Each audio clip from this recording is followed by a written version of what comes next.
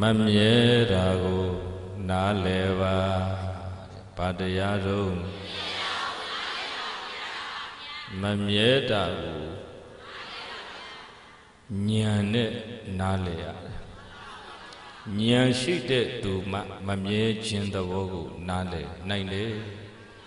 မမြဲတာကိုနားလည်နိုင်တဲ့ဉာဏ်ပညာတကယ်ရရှိရင်ပိဋကကြီးတို့တောကအပူမီးတွေလောင်မြိုက်ခံရခြင်းမှတက်တာတယ်မမြဲခြင်းကိုမစင်ခြင်းနိုင်ရင်မစင်ခြင်းနိုင်တယ်လို့စိတ်ရဲ့သဘောကငါငါဟာဆိုပြီးတော့ဥပါဒံလက်နဲ့တင်းတင်းဆွဲဆုပ်ထားမိတတ်တယ်ဘာကိုနားမလဲလို့ဒါကြောင့်အရာအလုံးဟာဖြစ်ပြီးရင်ပြတ်သွားလို့မမြဲဘူးဆိုတာကိုနားလည်ရမယ်ပါရပိဋကကြီးယုတ်ရည်အစဉ်နုပြူခြင်းဟာကိုမြဲရလားယုတ်ရည်အစဉ်နုပြူခြင်းကအိုမင်းနောက်ဆုံးရှိကြ၏ယုတ်ရည်ဘလောက်နုပြူလှပပေမဲ့လို့နောက်ဆုံးမှာအိုမင်းခြင်းနဲ့အဆုံးတတ်ရတာပဲမာရပိဋကကြီး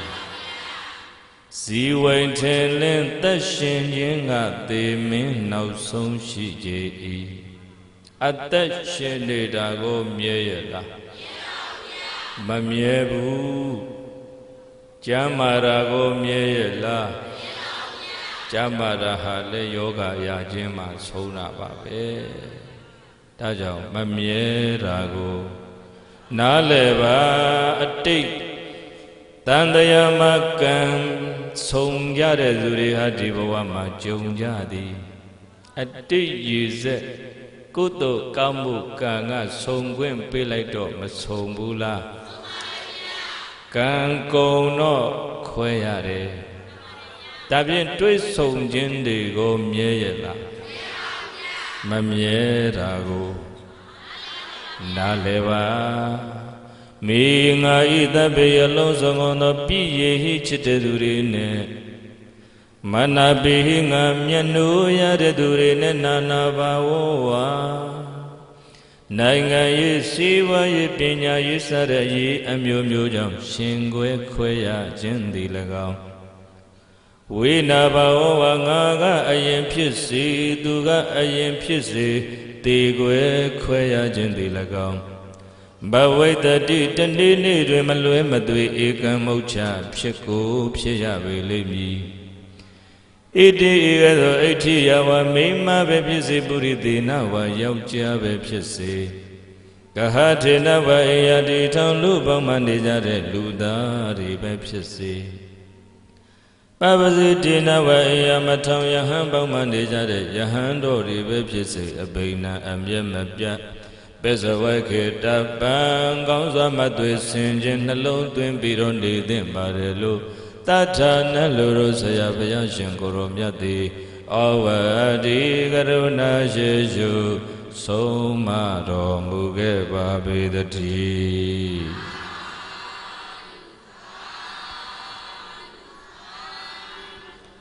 တွေးဆုံခြင်းဟာ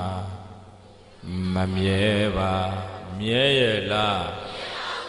မမြဲပါဘူးတွေးဆုံခြင်းဟာခွဲခွာခြင်းမှာအဆုံးတတ်ရတာဓမ္မတာပဲမာရလားပိဋကကြီးကိုချစ်တဲ့သားတွေသမီးတွေနဲ့ကောခွဲချိန်တန်ရင်ခွဲရတာပဲရှင်ခွဲလဲခွဲရတာတီခွဲလဲခွဲရတာပဲတဲ့ဘီရာပင်ကလေးတွေဟာမြစ်ပြင်မှာလှိုင်းနေပုတ်လို့ဆုံကြသည်လှိုင်းပုတ်လို့ပဲခွဲရသည်ပါရလားတတ္တဝါတွေဟာကံကတွေ့ဆုံခွင့်ပေးလို့ကြုံကြသည်ကံကုန်တော့ခွဲရသည်ဒါပဲလှိုင်းပုတ်လို့ပဲဗေဒပင်လေးတွေဟာမြစ်ပြင်မှာမဆုံဘူးလားအဲ့ဒီလှိုင်းပုတ်လို့ပဲဘာဖြစ်ရကံကတွေ့ခွင့်ပေးလိုက်လို့ဒီဘဝမှာမိဘနဲ့တာသမီညီကိုမောင်နှမဆွေမျိုး အပေါင်းအသင်းတငယ်ချင်းဆိုပြီးဆုံကြကြုံကြတာကံကတွေ့ဆုံခွင့်ပေးလိုက်တာအဲ့ဒီကံကပဲကုံလို့ခွဲခိုင်းတော့ခွဲရတာပဲတွေ့ဆုံခြင်းဟာမမြဲပါမမြဲတာကိုနားလဲပါတဲ့အဲ့ဒါနားလဲရင်စိတ်သောကရောက်ရတာတိတ်တက်တာပိုင်ဆိုင်မှုတွေမမြဲပါဒီခန္ဓာကြီးကိုကပိဋကကြီးတို့မမြဲပါတော့ဒီခန္ဓာမိပြီးရရှိလာတဲ့စည်းစိမ်ဥစ္စာယာတုအာနာကိုမြဲရလားဒီခန္ဓာအမိပြုတ်ပြီးအထုတ်စည်းပူးခဲ့တဲ့ကုသိုလ်ကံကြောင့်ကြုံကြဆုံကြတဲ့ချစ်တဲ့သူတွေနဲ့နေရတာကိုမြဲရလားဘာမှမမြဲဘူးမမြဲတာကိုနားလဲပါနားမလဲရင်ဘာဖြစ်တယ်လဲဆိုတော့တောကမီးတွေလောင်တယ်နှိစ္စတင်ညာဆိုတာမြဲတယ်လို့ထင်တယ်တာမန်အဖြစ်ရတဲ့လူတွေဟာတရားနှလုံးမသွင်းရင်ဒေတာဒီသမီးတွေဒီမိဒီဖေတွေနဲ့နေရတာအမြဲနေရမှာလို့ပဲထင်နေတာမြဲတယ်ထင်ကြသည်လူများစွာကဒီတိုင်းထင်တယ်မို့လားငါပိုင်ဆိုင်ထားတဲ့ဒီစည်းစိမ်ဥစ္စာဒီယာရုဒီအာနာလည်းမြဲတယ်လို့ထင်နေတာဒီခန္ဓာရဲ့မမြဲပုံကိုပိဋကကြီးတို့အရင်ဆင်ခြင်ကြည့်ရမှာသင်္ခါရကံစိတ်ဥဟာကြောင်းလေပြတို့ပေါင်းကပြုတ်မှဖြစ်ပွားရသည့်ဒေဝမကသင်္ခါရတရားတို့သည်အနိစ္စဝတ္တဩမမြဲကြလေကုန်စွာတကားဒီယုတ်နဲ့နံခန္ဓာကိုယ်ကမြဲရလားမမြဲဘူးမမြဲတာကိုနားမလဲတော့ဒါကြီးငါပိုင်နေပဲထင်နေတာငါခန္ဓာပဲထင်နေတာငါပစ္စည်းတွေငါဟာတွေလို့ပဲထင်နေတာဗျလက်ဆုပ်တင်းရင်အပူပြင်းမယ်လက်ဆုပ်တင်းရင်လက်ဆုပ်တင်းတယ်ဆိုတာမြဲတယ်လို့ထင်နေတာကိုပြောတာဟောဒီအမေဟောဒီအဖေနဲ့တစ်သက်လုံးငါနေရမယ်လို့မြဲတဲ့ထင်ရင်မမြဲတယ်ပြလိုက်တဲ့အခါဝမ်းနေရမယ်ဗျတကယ်တော့မြဲရလားတွေ့ဆုံခြင်းဟာမမြဲပါမမြဲတာကိုနားလဲပါကြိုးတင်ဆင်ခြင်ထားရင်စိတ်မှာတောကမီလောင်မြိုက်ခံရတာတက်တာတယ်အဲ့လိုမဟုတ်ရင်တော့ဖြင့်တချို့ဆိုမေ့မျောသွားတဲ့အထိနှလုံးအိမ်မှာတောကအပူမီတွေလောင်ရတယ်မြဲတယ်ထင်လို့ဘာထင်လို့လဲငါပိုင်ဆိုင်တဲ့ငါရဲ့စည်းစိမ်ဥစ္စာယာရုအာနာတွေငါကမြဲတယ်လို့ထင်နေရင်အဲ့ဓာတွေကတနေ့နေ့မှမြဲကြောင်းပြမလားမမြဲကြောင်းပြမလားကိုယ်မြဲတယ်ထင်ပြီးလက်ဆုပ်ကတင်းတင်းကြီးဆုပ်ထားတယ်ဥပါဒံလက်ခေါ်တယ်ဘာလက်တုံးလက်ဆုပ်တင်းရင်အဲ့သူ့တဘာဝအမှန်ကမမြဲတော့ချိန်တန်တဲ့အခါမမြဲကြောင်းလဲပြလိုက်ရောစည်းစိမ်ဥစ္စာမမြဲတာကြုံရတဲ့အခါစည်းစိမ်ဥစ္စာကြောင့်ပူပန်ရသည်ယာရုအာနာကမမြဲကြောင်းပြလိုက်တဲ့အခါမြဲတဲ့ထင်ပြီးတော့ဥပါဒံလက်ဆုပ်တွေတင်းကြတဲ့သူတွေလက်ဆုပ်တင်းရင်အပူပြင်းမယ်အဲ့ဒါနားလေထားအပူမပြင်းရင်ဗာလေးလျှော့ရတယ်ဗျဘဝခန္ဓာတာဝန်ခန္ဓာဝန်ထမ်းတဲ့ခါပါတော့ပိဋကကြီးလူရယ်လို့ဖြစ်လာပါတော့စားရေးဆိုတာအစဉ်ပြေအောင်တော့မကြိုးစားရဘူးလားကြိုးစားတာပေါ်စားရေးတောက်ရေးမှအစဉ်မပြေရင်လည်းပူပန်ရတယ်လေလူရယ်လို့ဖြစ်လာပါတော့ပိဋကကြီးလူတော့သွားနေတာတင့်တော်တဲ့အဝတ်ကလေးတော့ဆင်ရအောင်မှာပေါ့အမိုးကရှိတဲ့နေစရာအိမ်လေးတော့ရှိရမှာပေါ့အဲ့ဒါတွေက fundamental needs အခြေခံကြတယ် basic need မရှိမဖြစ်ကိုအခြေခံကြလိုတဲ့ဟာတွေဖြည့်ပေးရတာအဲ့ဒါခန္ဓာဝန်ထမ်းနေတာပိဋကကြီးဘာဝန်ထမ်းနေတာတော့ခ န္ဓာဝန်မဖြစ်လို့ထမ်းနေရတယ်ဆိုတာနားလည်ထားအဲ့ဒါကိုခန္ဓာဝန်ထမ်းတယ်လို့မမြင်ရင်ပိဋကကြီးလူအတ္တထက်ပူပိမှလောဘကခိုင်းရင်ခိုင်းတဲ့လောက်မြဲမဲထင်ပြီးတော့ရှားတယ်ရလာတဲ့အရာတွေကိုငါဟာလို့သိမ့်ပိုက်ပြီးတော့ဥပါဒံလက်ဆုပ်တွေပြင်းကြတယ်ဗျဘာကိုနားမလဲလို့လက်ဆုပ်တင်းရင်ဒီခန္ဓာရလာတာဟာကိုကပိဋကကြီးတို့ရေရအောင်ဖန်တီးပြီးတော့မှဆူတောင်းယူလိုက်တာမဟုတ်ဘူးအကြောင်းရှိလို့အကျိုးကိုရတာအကြောင်းတရားကဒီခန္ဓာကိုပိုင်တာဒီခန္ဓာငါပိုင်တာဟုတ်ရဲ့လားရုပ်တရားလည်းငါမပိုင်ဘူးနာမ်တရားလည်းကြောင်းတရားတွေကပိုင်တာဒီခန္ဓာကိုယ်ကြီးဟောဒီလိုမတ်မရပ်ပြီးနေနိုင်အောင်ထောက်ပံ့ထားတဲ့အကြောင်းတရား၄ပါးရှိတယ်တေသာကြီးဘယ်နှမျိုးကံရဲ့စိတ်ရဲ့ဥဒုရဲ့အာဟာရရဲ့ဘယ်နှမျိုးလဲကံဆိုတာတော့အတိတ်ကံပေါ့အတိတ်ကုသိုလ်ကံကြောင့်ခင်ဗျားတို့ကျွတ်တို့အခုလူဘဝရထားကြအတိတ်ကုသိုလ်ကံကအသက်ရှည်ကြောင်းကောင်းမှုကံတွေမြင်ရခဲ့ရင်အသက်ရှည်တဲ့အကျိုးကိုရမယ်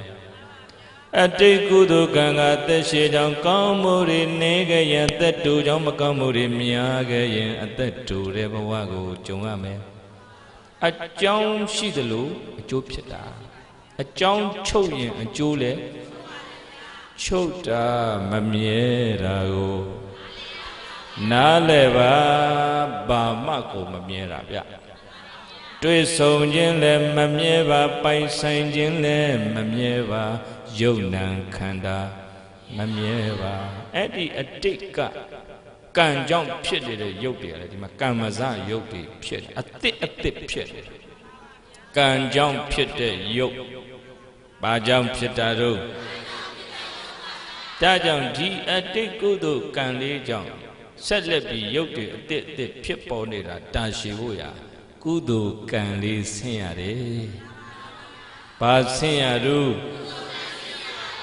မွေးနေ့ကောင်းမှုလုပ်တယ်ဆိုတာအဲ့ဒါပဲအတိတ်ကကုသိုလ်ကံကြောင့်လူဘဝရလာတဲ့နေ့မှာမမေ့မလျော့နဲ့ကုသိုလ်တွေထပ်ဆင့်ပြုတာမွေးနေ့ကုသိုလ်ဆိုတာအဲ့ဒါပဲကံဆင့်တာခေါ်တယ်ဒေသကြီးပါဆင့်တာအဲ့တော့ကုသိုလ်ကံရဲ့တက်တန်းရှည်တာပေါ့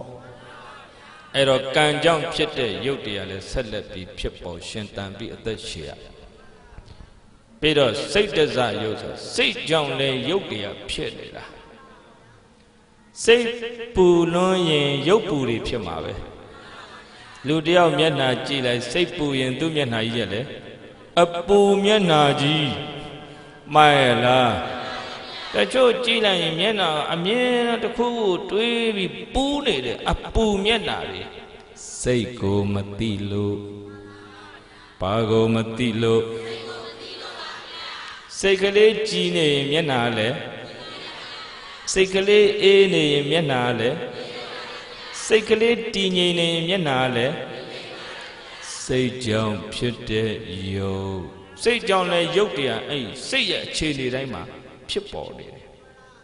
ဒီယုတ်တရားကြီးဘိုင်းကနေလဲမသွားအောင်ထောက်ပံ့ပေးထားတာဟာကံရဲ့စိတ်ရဲ့ပြီးတော့ဥဒုပြင်ပကဥဒုတွေရှိတယ်အတွင်းကဥဒုအပူအေးတွေရှိတယ်ဒါကြောင့်တချို့ဥပမာနေပူစခါတဲ့ပါပင်ပန်းပန်းနဲ့အလုပ်လုပ်ရတယ်ငကိုယ်တော့သူ့မှာတော့ချမ်းချမ်းသာသာနဲ့မိဘနှစ်ပါးရဲ့အရေးအာဝါဒအောက်မှာနေရစဉ်တုန်းကမိဘတွေချမ်းသာတယ်ဆိုတော့ခြေမွေးမိမလောင်လည်းမွေးမိမလောင်ပေါ့စေပါဥစ္စာယောပါလာလို့ဖြစ်အိမ်တော်ကြသွားလို့ဖြစ်ဘဝကိုရုန်းကန်ရပြီဆိုကြုံတယ်လို့ရုန်းကန်နေပူထဲမှာအလုပ်လုပ်တဲ့ကငကိုယ်တော့ဖြူနေတဲ့သားလေးရပါဖြစ်ဥတုဇာယုတ်ဥတုအတိုင်းယုတ်တရားလည်းဖြစ်တယ်အဲ့ဒီလိုအသစ်ဖြစ်နေတာ အဲ့တော့စားတဲ့တောက်တဲ့အစားတောက်တွေကြောင့်လည်းပဲနေ့တိုင်းရုပ်တွေအသက်မဖြစ်ဘူးလားအာဟာရဇယုတ်ဒီယုတ်ကြီးဘိုင်းကနေလဲမသွားအောင်ထောက်ပံ့ပေးထားတာအဲ့ဒီအကြောင်းတရား၄ပါးဘယ်နှပါတော့ကံရဲ့စိတ်ရဲ့ဥဒုရဲ့အာဟာရရဲ့လူဘဝမှာရခဲ့တဲ့လူဘဝမှာအသက်ကိုရှည်လေးတည်ပြီးတော့ကုသိုလ်ကောင်းမှုတွေများစုပြီးအောင်ပြုတ်တိုင်ဖို့ဆိုရင်ဒီတရားတွေရုပ်ဖြစ်ကြောင်းတရားတွေနားလည်ပြီးတော့မှဆင်ခြင်နေတတ်ရတာပေါ့ကံတရားကိုလည်းခုနလိုမွေးနေ့မှာကုသိုလ်ပြုပြီးဆင့်ပေးရတယ်စိတ်ဓာတ်ကလေးကိုလည်းအပူတောကတွေမလောင်အောင်တရားလေးနဲ့နှလုံးသွင်းပြီးထိန်းတတ်ရတယ်စိတ်ပူနေပြီဆိုရင်ဘာတွေတွေးနေတယ်လဲလို့စိတ်ကိုပြန်ကြည့်ရတယ်ပူစရာတွေးတော့မပူဘူးလားပူစရာမတွေးဘဲနဲ့စိတ်ကလေးကိုအေးနေအောင်ပစ္စုပန်အလုတ်လုတ်နေရင်ဒီအလုတ်ထဲမှာစိတ်ကလေးငြိမ်နေအောင်ထိမှုလေးတွေသိပြီးတော့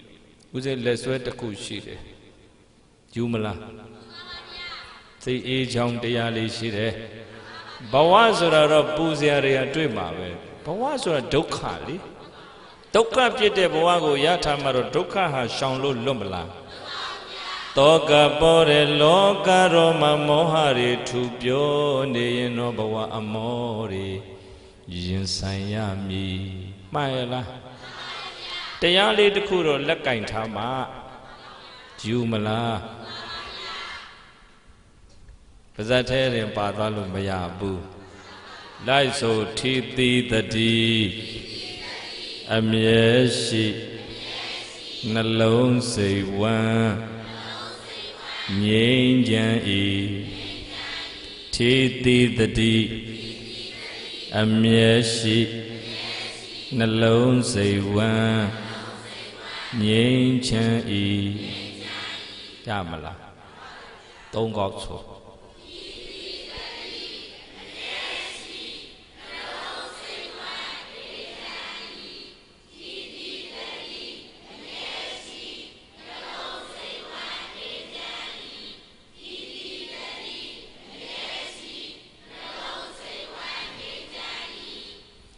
တိတိတတိအမြဲရှိအောင်ကြိုးစားရှုမှတ်တာကအကြောင်းတရား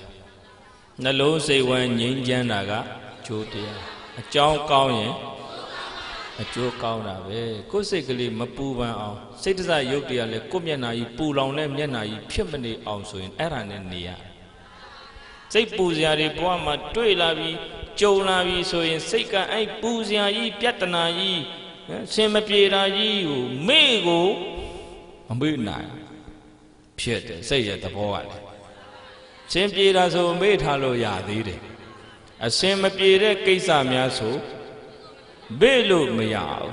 တွေးနေတာပဲသွားလဲဒီအတွေးစားလဲဒီအတွေးတွေးတဲ့အတွေးကအေးစရာလားပူစရာလားဆိုတော့ပူစရာတွေးလို့စိတ်ပူသည်မတွေးရင်မပူဘူးထိမှုဟာဝင်လေထွက်လေလိုပဲဝင်လေထွက်လေအမြဲတမ်းမသေးမချင်းရှိနေတယ်လို့ပဲထိမှုကလည်းဘေးတဲ့ရထိုင်နေတော့မရှိဘူးလားလမ်းသွားတော့လေအလုတ်လုတ်တော့လေတုံးလုံးလဲလေလျောင်းထိုင်ရသွားဣရိယာပုတ်၄ပါးလုံးမှာထိမှုကတော့မရှိဘူးလားတိမှုမရှိတာခက်သည်တိမှုကမပါဘူးမပါတော့လမ်းသွားနေတဲ့ခါမှာထိမှုရှိပါရဲ့နဲ့တိမှုမလိုက်တာဘာကြောင့်တုံးဆိုလမ်းသွားရင်နဲ့တွေ့နေတယ်စိတ်ကလမ်းသွားရင်နဲ့ဘာလုပ်နေတွေးနေတယ်တွေးတာဟာပူစရာဆိုရင်အဲ့ဒီစိတ်ပါဖြစ်မယ်စိတ်တွေပူလောင်ရင်ရုပ်တွေလည်း